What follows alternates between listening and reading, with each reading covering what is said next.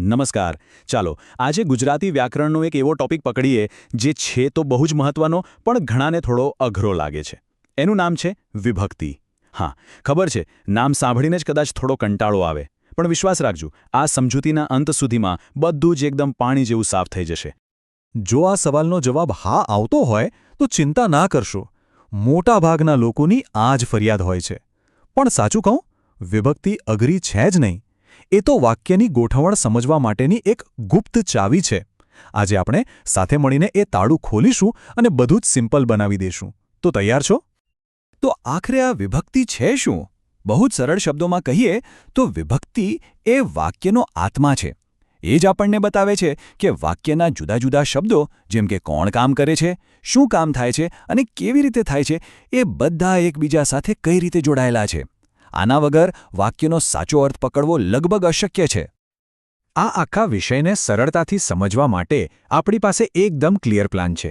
સૌથી પહેલાં આપણે વિભક્તિનો મતલબ સમજીશું, પછી એના 8 પ્રકાર અને એનો ક્રમ જોઈશું, એ પછી એમને 4-4ના ગ્રુપમાં ડિટેલમાં સમજીશું અને છેલ્લે આ બધું એક જ વાક્યમાં કેવી રીતે કામ કરે છે એ જોઈશું.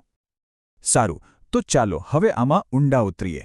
વિભક્તિને સમજવા માટેનું પહેલું અને સૌથી જરૂરી સ્ટેપ છે એના 8 પ્રકારોને એમના સાચા ક્રમમાં યાદ રાખવા.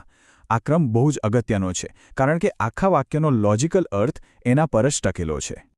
તો આ રહ્યા વિભક્તિના 8 પ્રકાર. એમને પ્રથમમાંથી અષ્ટમી વિભક્તિ પણ કહેવાય છે. કર્તા, કર્મ, કરણ, સંપ્રદાન, અપાદાન, સંબંધ, અધિકરણ અને છેલ્લે સંબોધન.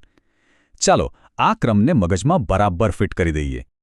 હવે સવાલ એ થાય કે આટલો લાંબો ક્રમ યાદ કઈ રીતે રાખવો? ચિંતા નહીં, એના માટે એક મસ્ત અને સિમ્પલ ટ્રીક છે. બસ આટલું યાદ રાખવાનું છે: ક ક ક સ અ સ અસ. એટલે કે પહેલા 3 ક, કર્તા, કર્મ, કરણ, અને પછી સ અ સ અસ, એટલે કે સંપ્રદાન, અપાદાન, સંબંધ, અધિકરણ અને સંબોધન. છે ને એકદમ સહેલું? ચાલો હવે આપણા વાક્યના જે મુખ્ય પાયાના પથ્થરો છે એને ગોઠવવાનું શરૂ કરીએ. આપણે પહેલી 4 વિભક્તિઓથી શરૂઆત કરીશું, જે કોઈપણ વાક્યનું બેઝિક સ્ટ્રક્ચર બનાવે છે. ચાલો એમને એક પછી એક સમજીએ. સૌથી પહેલી છે કર્તા વિભક્તિ.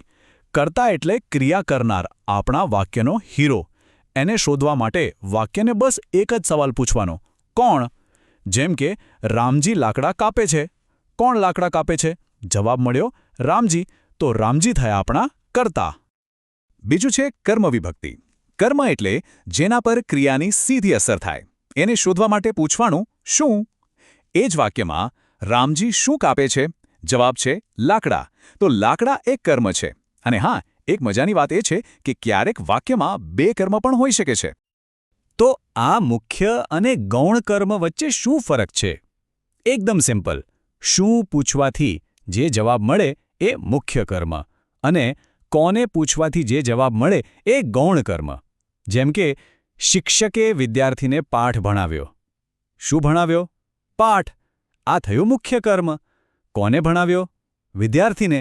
આ થયું ગૌણ કર્મ. ત્રીજી વિભક્તિ છે કરણ. કરણ એટલે ક્રિયા કરવા માટે જે સાધન કે ઓજાર વપરાય એ. એને ઓળખવા માટે સવાલ પૂછવાનો: શેનાથી અથવા શેના વડે? આપણા ઉદાહરણમાં રામજી શેનાથી લાકડા કાપે છે? જવાબ છે કુહાડીથી. તો કુહાડીથી એ થઈ કરણ વિભક્તિ. અને ચોથી વિભક્તિ છે સંપ્રદાન. સંપ્રદાન એટલે ક્રિયાનો હેતુ શું છે, અથવા તો ક્રિયાનું ફળ કોને મળે છે? એને ઓળખવા માટે પૂછો: ક્રિયા શા માટે થઈ રહી છે અથવા કોના માટે? અહીં રામજી શા માટે લાકડા કાપે છે?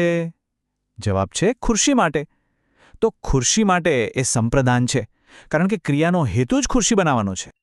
તો વાક્યનો મુખ્ય ઢાંચો તો તૈયાર છે, પણ હવે એમાં થોડો મસાલો ઉમેરીએ, થોડી ડિટેલ્સ અને સંદર્ભ ઉમેરીએ. આગામી 4 વિભક્તિઓ વાક્યને વધુ ઊંડાણ આપે છે, જેમ કે છૂટા પડવાનો ભાવ, માલિકી, જગ્યા અને સમય. 5મી વિભક્તિ છે અપાદાન. આ વિભક્તિ કોઈ વ્યક્તિ, વસ્તુ કે જગ્યાથી છૂટા પડવાનો ભાવ બતાવે છે. એને ઓળખવા માટે પૂછવાનું: ક્યાંથી? જેમ કે રામજી ક્યાંથી નીકળ્યો? જવાબ છે ઘરેથી. અહીં રામજી ઘરથી અલગ થઈ રહ્યો છે, એટલે ઘરેથી એ અપાદાન વિભક્તિ છે. છઠ્ઠી છે સંબંધ વિભક્તિ. આ તો નામ પરથી જ ખબર પડી જાય નહીં? તે બે શબ્દો વચ્ચેનો સંબંધ કે માલિકી બતાવે છે. નો, ની, નું, ના એના મુખ્ય ઓળખચિહ્નો છે. ઉદાહરણમાં કોના કહેવાથી ગયા? જવાબ છે પત્નીના. અહીં પત્નીના શબ્દ સંબંધ બતાવે છે. એ જ રીતે રામજીની કુહાડી પણ સંબંધ વિભક્તિ જ છે. સાતમી વિભક્તિ છે અધિકરણ. આ આપણને ક્રિયાની જગ્યા અથવા સમય બતાવે છે. એને ક્યાં અથવા ક્યારે પૂછીને શોધી શકાય. આપણા વાક્યમાં રામજી લાકડા કાપવા ક્યાં ગયો? જવાબ મળે છે જંગલમાં. તો જંગલમાં એ અધિકરણ વિભક્તિ છે, કારણ કે તે ક્રિયાનું સ્થાન બતાવે છે.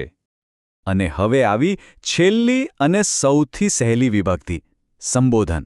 જ્યારે કોઈને સીધું બોલાવવામાં આવે કે સંબોધવામાં આવે ત્યારે સંબોધન વિભક્તિ વપરાય છે. વાક્યમાં અલ્પવિરામ કે ઉદ્ગાર ચિહ્નથી એને તરત ઓળખી શકાય. જેમ કે હે ઈશ્વર. અહીં હે ઈશ્વર એ સંબોધન છે.